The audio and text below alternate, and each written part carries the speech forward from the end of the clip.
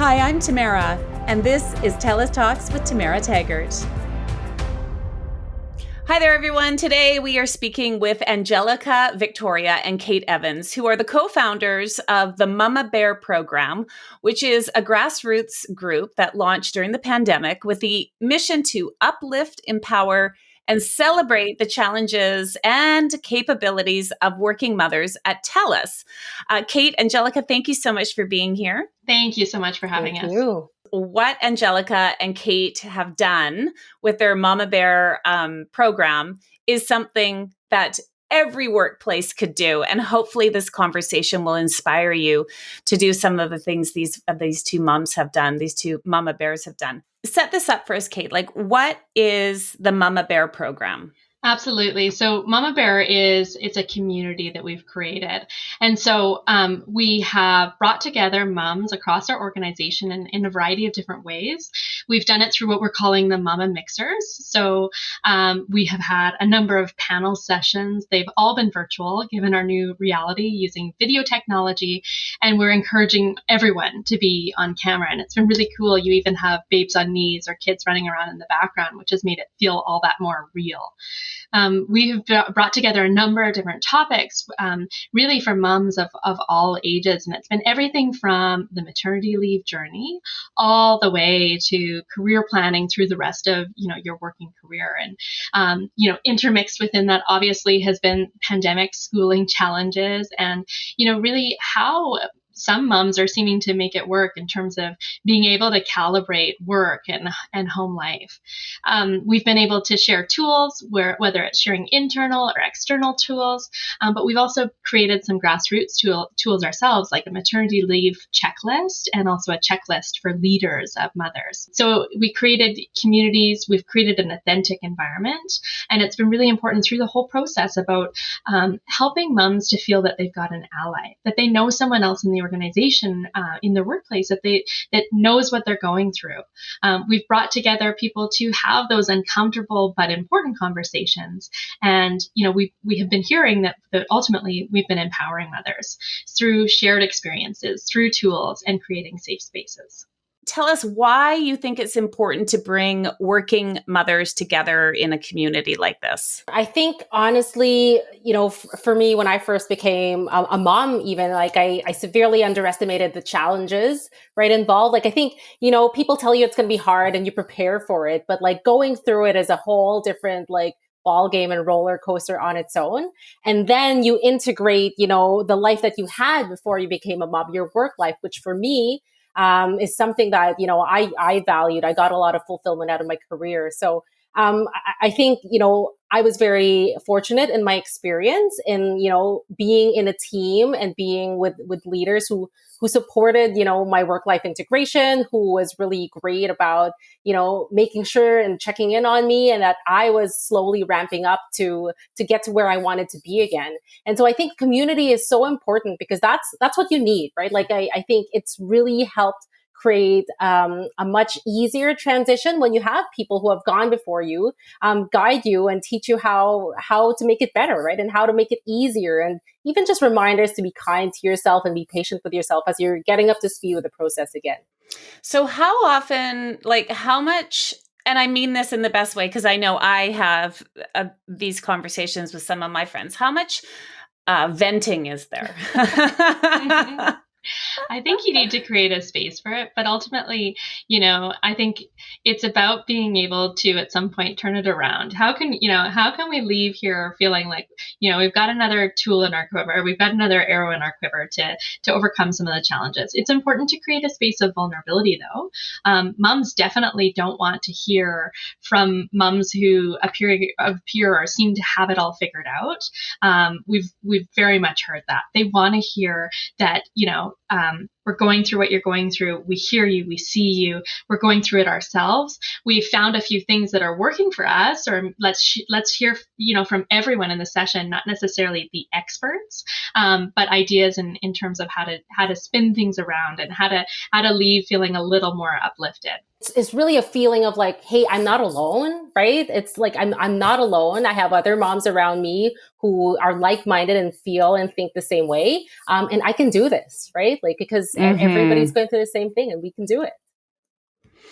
Yeah. And I mean, this is a difficult time for everybody. There's no doubt about that. It doesn't matter if you have kids, don't have kids, married, single, whatever it might be. This is hard, especially when people are working and they're working from home.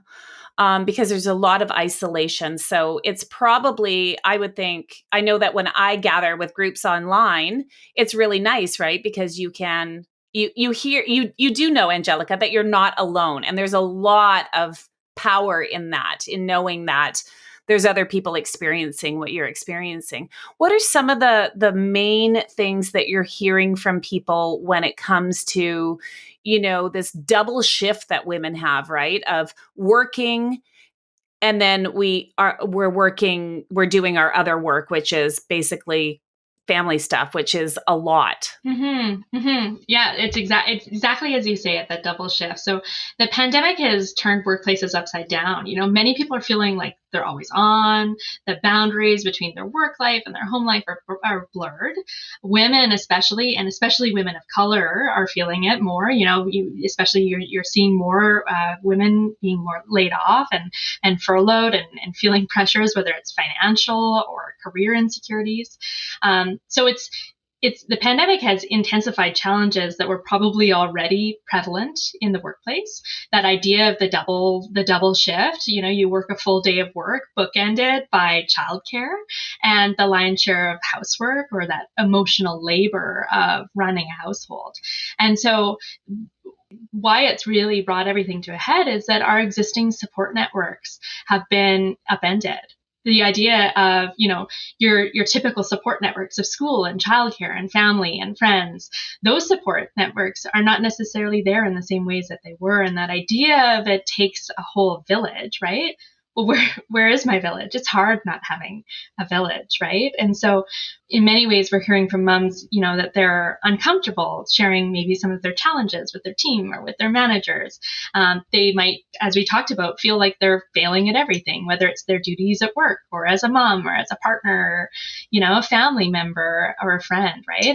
And so this year has been wacky. It's been a marathon and it's been a challenge. And I think by being able to discuss it together gives you the sense of I'm not alone, right? And, and many are going through the same thing. So I love this idea, because I do think that when we gather, we just naturally support each other, right? Without even knowing it, just by being there and being present, or knowing that you can go to a group and maybe not even say anything, just listen to other people's stories or challenges or questions. And it can definitely help. So I want to get into the program and how people can set up their own program like this, because I think it's pretty special. But before we do that, we have been asking our guests to choose a charity that is near and dear to their hearts. And for this episode, TELUS will be giving $500 to the Prosperity Project, which has a great tagline on their website: "When women succeed, we all prosper," which I definitely agree with that. So, Kate, maybe you can say, let us know why you chose this charity, why it's important to you guys. So the Prosperity Project, they're this amazing network of, it's a new organization, and they're working to mitigate the impacts of the pandemic on women. It's founded by Pamela Jeffrey, and she and many of her colleagues were seeing that women and young girls are disproportionately impacted by the pandemic. And so we've been working actually with the Prosperity Project in terms of engaging to share best practices. They've been so powerful in connecting us to women within their network, really leading us to a position where we can start advancing common goals for women in workplaces, across Canada and across broader industry. Well, they will be getting $500 from you guys on your behalf. So thank you. That's so wonderful. Thank you so much. Okay, so the Mama Bear program, Angelica, what are some lessons you've learned from, just putting this program together and hearing stories? What are some lessons? I think really one thing that stood out to me is the thread that connects us all is the thread of motherhood, right? And again, like everybody's journey is different, but we're all connected. And, it's hard, and it's okay that it's hard sometimes, and it's okay to be struggling, right? And we're all learning as we go. I think those are a couple of like key ones that have really come to life. And again, we have mothers joining us with different family makeups, with different experiences. But I think I've really found a lot of like beautiful stories for the people sharing in the community, talking about how it's really, again, like how we can power through various different situations and coming out of it stronger. So what about, is your group useful for fathers who take the lead in parenting? Or what about LGBTQ2 plus parents? Yeah, absolutely. I think for us, I mean, we've created something specific to mothers within our organization because we have found there is a unique, skill set and challenges faced by mothers. But yes, 100%, we are actually, open, and we invite other members to join our conversations and our discussions. And we have had, fathers come in and join the discussions and talk about their challenges or their experiences as well. We invite them in as allies and also, like partners as we, build the household. Same thing for the LGBTQ community. I think, again, as long as the topic and themes resonate, right, with what they're doing, everybody's welcome to attend. And the lessons are for sure able to, we're for sure able to share it with a broader group. And so what advice, or how would somebody who's listening set something up like this at their organization where they work? I think the key is just to do it, just to start some conversations. And, we've been so lucky because we just, we started this, we kind of lit this spark, but ultimately it's been the power of the group that we're working with. And we now have a team ourselves of 14 passionate moms that are working with us.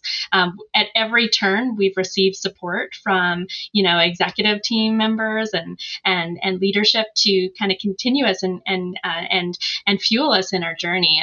And what's also been really neat is, we've hit this sweet spot, I think, in terms of timing, right? Because this was going to be an important topic before, but because of the pandemic and because of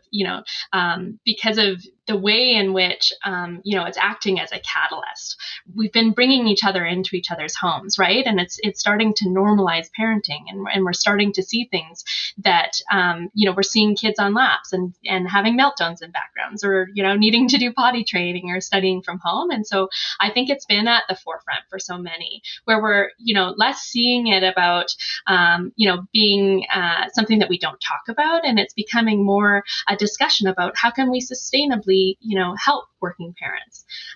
So there's been so much that's happening societally. The tides are shifting, and it's time to reconsider the conversation. So we at every turn have had so much support, and I would just encourage others to start the conversation. Yeah, and it's really good advice, because I think that for a lot of us, when we are working from home, we have our families, we're doing all the things, and then we sit down and we have a minute to, just sort of decompress. And I, for one, like to scroll on Instagram, and I what used to make me feel good doesn't make me feel so good anymore.